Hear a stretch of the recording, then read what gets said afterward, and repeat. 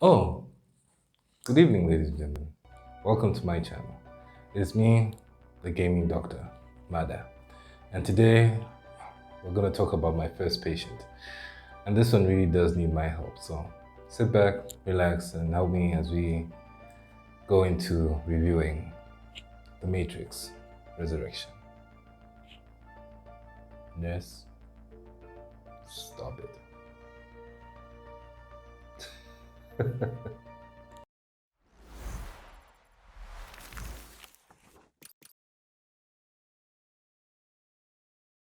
As usual, let us start from the beginning with the history of the Matrix franchise.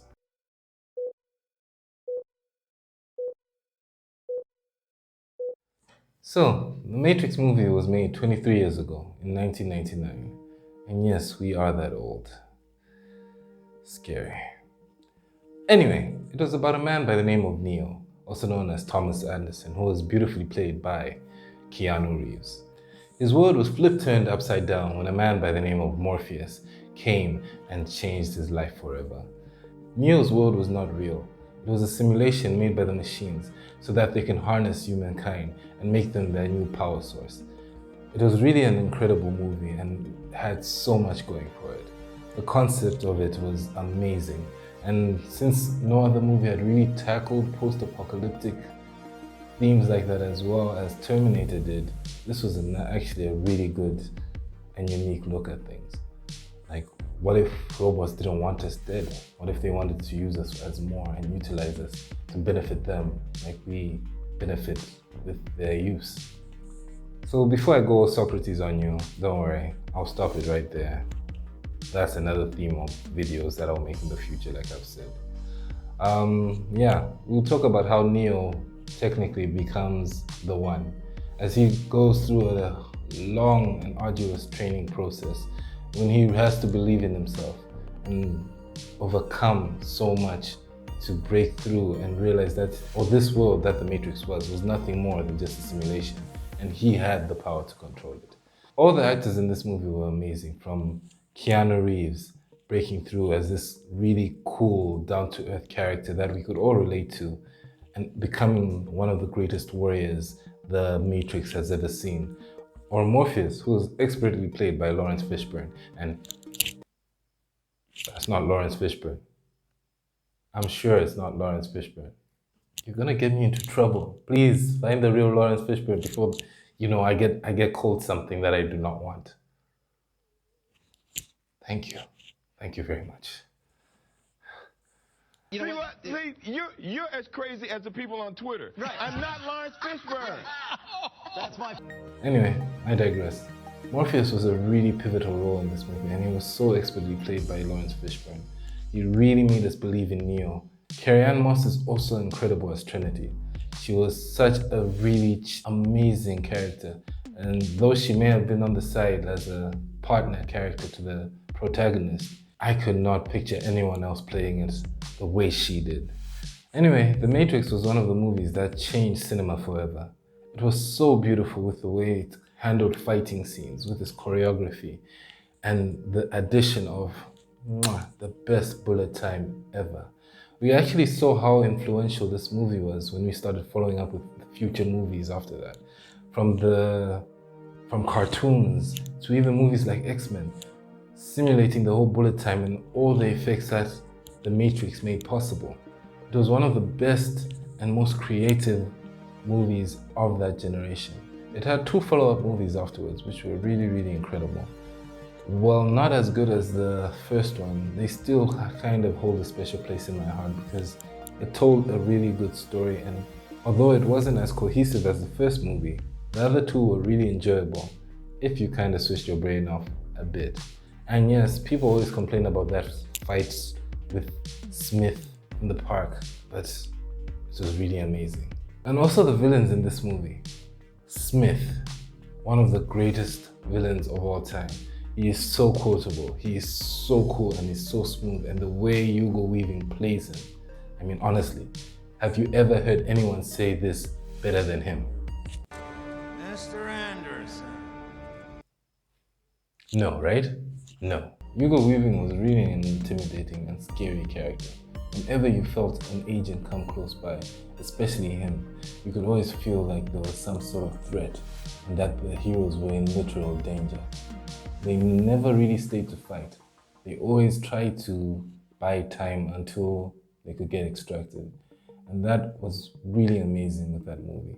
It built tension. It built so much character with all these people, and we all got to know and enjoy them. At least the main cast anyway. Then last year, we got a trailer from out of nowhere showing us that a new movie was Resurrected. And now, let's start with the presentation of this movie.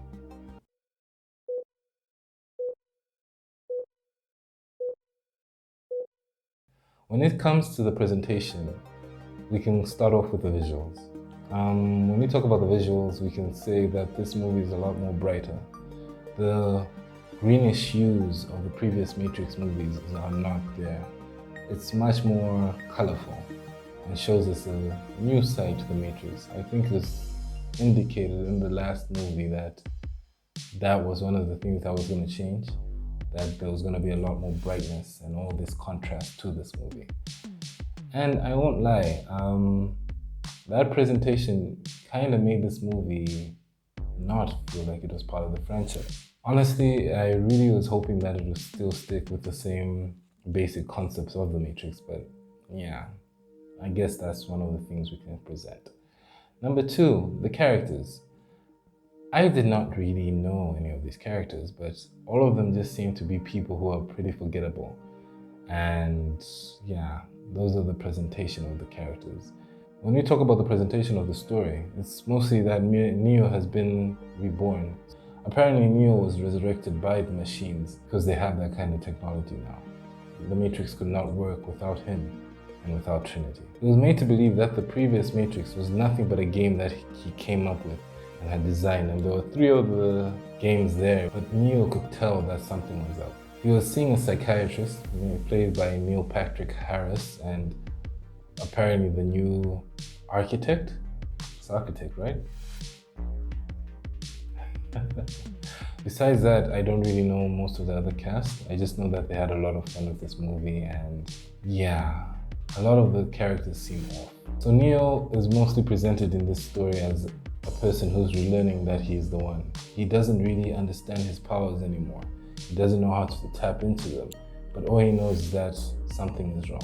When his world is finally revealed to him that it's fake, that he knew it all along, it takes him a long time to actually get to grasp with it. But basically, it tries to bring back the member bearers. We see Neo learning Kung Fu again. We see Neo learning his powers again.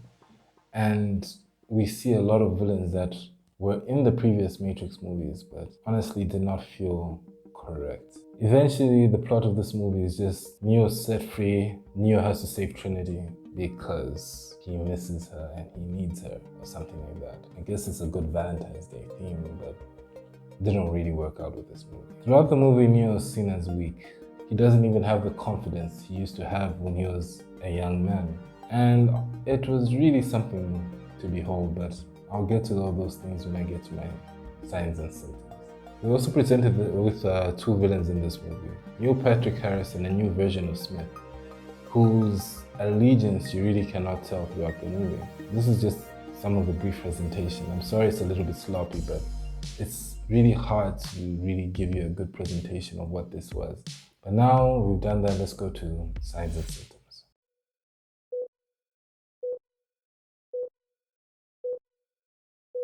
In terms of signs and symptoms, this movie kind of lost a lot of its concepts. We're made to believe that a lot of things that happened in the first Matrix movie were more relevant than they were supposed to be. A good example of this is the cat. The black cat in this movie is just there, apparently just to bring out the old memory of the first movie where it had a black cat that signified something. In this one, it signifies absolutely nothing. The black cat wasn't anything important. It was the fact that it did something twice, which showed that there was a glitch in the Matrix. Here, it was just there to remind you that there was a black cat in the first Matrix. Another issue I had was the bullet time and the choreography. Let me start with the choreography. There is none. The action in this movie felt like a generic action movie that anyone can do. I can even shoot something like that, given the right training and stuff, maybe for a week, and I could come up with that. What made the original Matrix amazing was the fact that we could see blow to blow everything that was happening, everything that was building with Neo and Smith when they fought. Which brings me to Smith as well. Sorry, I'll get to bullet time soon, but Smith in this movie was not Smith. He was not charismatic as the previous one. Hugo Weaving did such an amazing job, and I know I cannot sing his praises enough, but I felt so scared of him. I felt that when he was in the room, he commanded your attention. This guy just, honestly, let me just show you.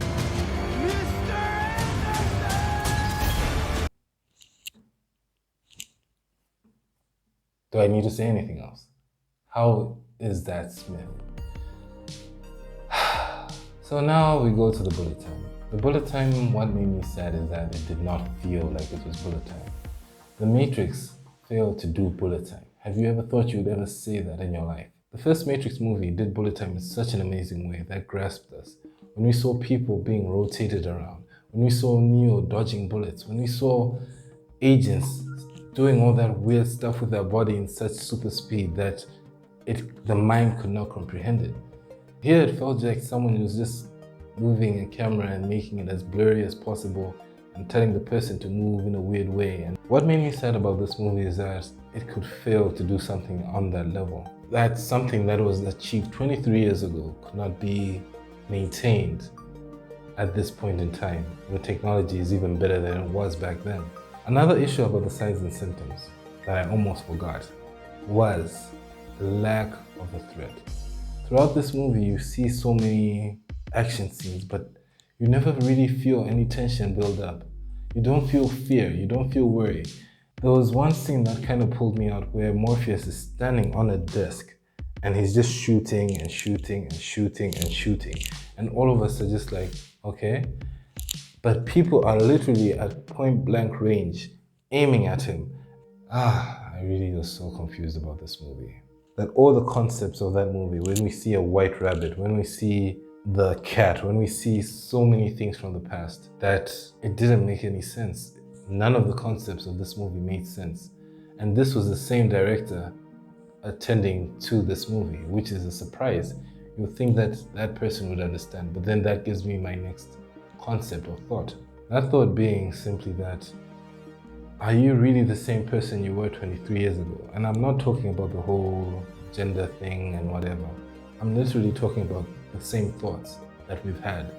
23 years ago, I was not the same person I am now. I can even show you a picture, but I'll be too embarrassed and we don't know each other yet like that. But you will one day. But yeah, when you talk about Lana Wachowski, she had different ideas back then. She had different concepts, she had different beliefs, she had different thoughts and processes that were going through her mind. Now, when you come to an idea you've had 23 years ago, things will have changed, and so will you. You will not think about that same concept the same way. You will not think about everything the same way as you used to. So that's another problem that I feel was with this movie. Plus, the fact that her sister was not with her also may have contributed to the funny way that this movie was shown.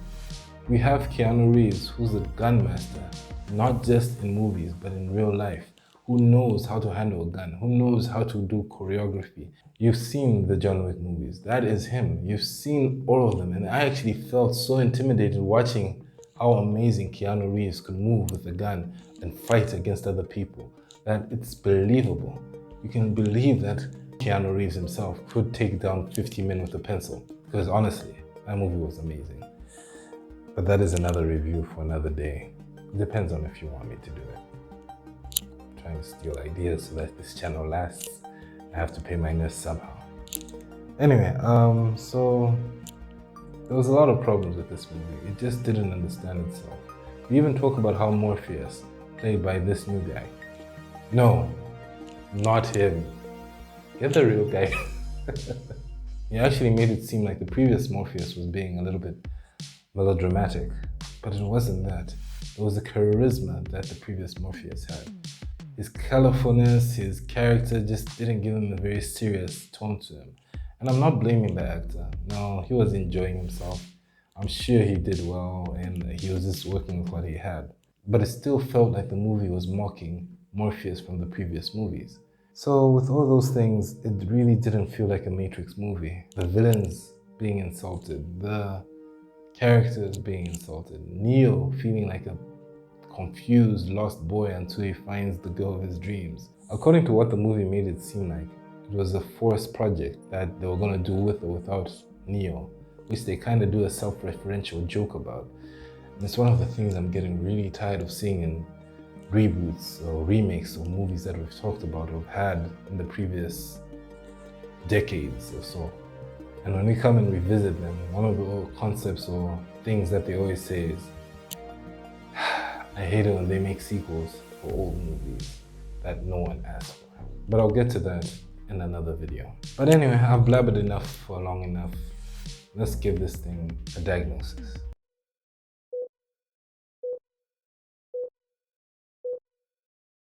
So when it comes to diagnosis, what can I say about this movie? It wasn't right. It didn't feel like a movie that you could actually talk about. It felt like a movie that was being force-fed into us. No one asked for a new Matrix movie. No one. No one needed a new Matrix movie. We all wanted what we had in the past. The trilogy was set. We respected Keanu Reeves. We respected Neo. We respected Smith. We respected Morpheus. We had so much for Trinity. When we talk about my diagnosis now, we find that there's so much wrong with this movie. The concepts of the previous movie were not understood, even though it was made by the same director. Bullet time failed. Everything in this movie was not the Matrix movie. It was another generic movie that used the name of a previous franchise to push itself. This could have been any other movie, and I swear, no one would have given it as much attention as it's having now. I felt this was like a DVD bootleg or ripoff of a Matrix movie. Like, you know how they have the original Matrix movie or original movie, and then they have the bootleg version? Yeah, that's how bad this movie was. Hence why I'm giving this diagnosis as a tumor. Because it grew out of nowhere. No one needed it. It's just a postulating growing mass that came from a very healthy patient that was already fine. We didn't need this. We didn't want this. And honestly, I pray it stops. And then once they do, we have no more Matrix, because we cannot do this series anymore. And honestly, my friend was really hyped up, but after this movie, he looked like he wanted to destroy this movie.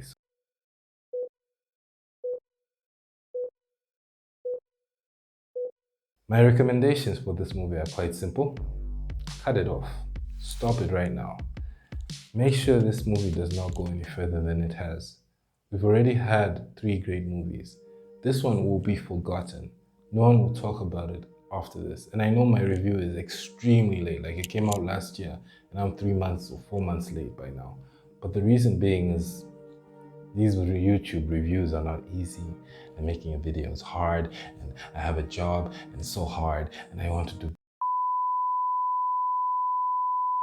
Anyway, so yeah, thank you for giving me your time and attention.